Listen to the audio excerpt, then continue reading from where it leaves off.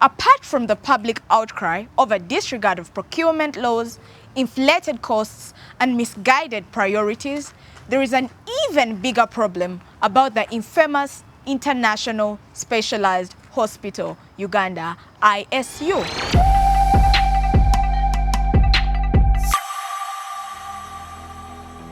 Eight years later, there is nothing to show for the project that has cost Ugandans about 1.24 trillion Ugandan shillings, approximately 397 million USD, and was supposed to be completed in 2 years.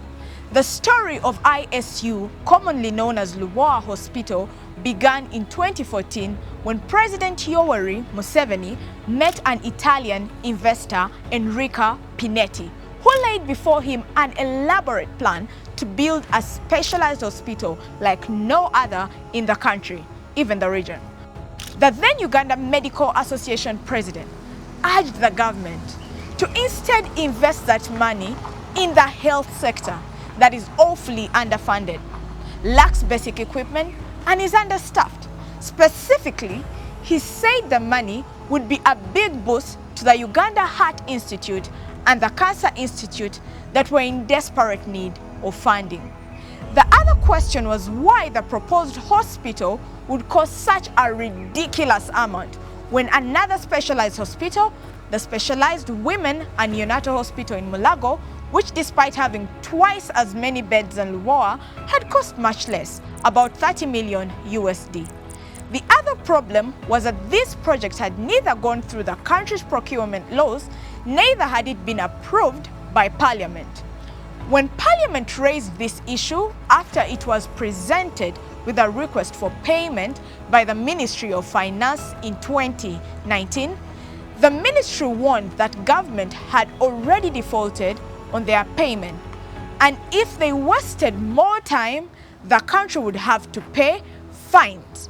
Parliament was further warned that terminating the agreement would make Uganda be viewed as unfavorable for foreign investors. Parliament had stuck to its guns until President Museveni wrote a strong letter to the then Speaker of Parliament on February 25, 2019, demanding that the Parliament approves the payment.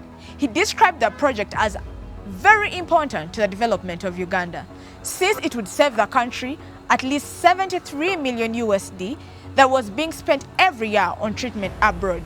He also argued that the Lubowa Hospital would benefit the region with many people flying into Uganda for medical tourism, and that it would also solve the problem of health professionals that had left the country for jobs abroad. And just like that, Parliament was stripped of its powers and role of oversight. After all, in most cases, the president's word in Uganda is final. When he was launching the project on June 2, 2017, President Museveni said the project will ensure that Ugandans will no longer have to travel abroad for organ transplant, brain and heart surgeries, cancer treatment, and instead the hospital would promote medical tourism to Uganda. At the launch, the investors said the project would take 24 months to complete.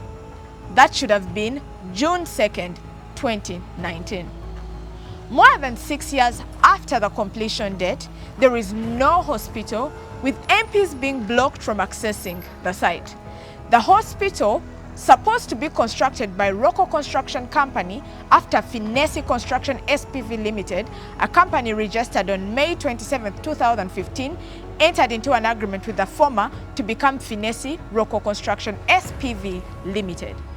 This union, however, did not last a month. After Parliament approved the payment, it was reported to the Speaker that $37 million, about 140 billion shillings from the project money, was missing. The Speaker instituted a commission of inquiry, and that is how Rocco was kicked out. Men in military uniform turned to the project site, accompanied by some Chinese, and ordered all Rocco workers off the site. It then emerged that Finesi found another partner, China Power. For the project, Rocco dragged Finesi, the government of Uganda, the new contractor, to court. So who is Pinetti? And what is her record in building health facilities? In August 2012, about 2 years before she appeared in Uganda. Enrica Pinetti was in Chad, the Central African nation. In the company of Chad's president, they launched the construction of a pharmaceutical plant. A French-based news website, Alwida Info, which reports about Chad, wrote that the Pinetti claimed to have built 223 hospitals and pharmaceutical companies worldwide. Another news website, Afriquinfos, wrote about the project, stating it was supposed to begin by the end of 2012 and it would be a fairly large factory and it will serve not only Chad but the entire sub-region. On January 25, 2014, a day before the NRM Liberation Day and a few months before Mrs. Enrica Pinetti met Museveni, Alwida Info reported that Idris Deby, the president of Chad, was angry with Italian firm Finessi. His anger stemmed from the fact that despite promising to start work in December 2012, Pinetti had not started work. 13 years later, the project in Chad is yet to start. And that is not a surprise because in Uganda, the same delay has been experienced.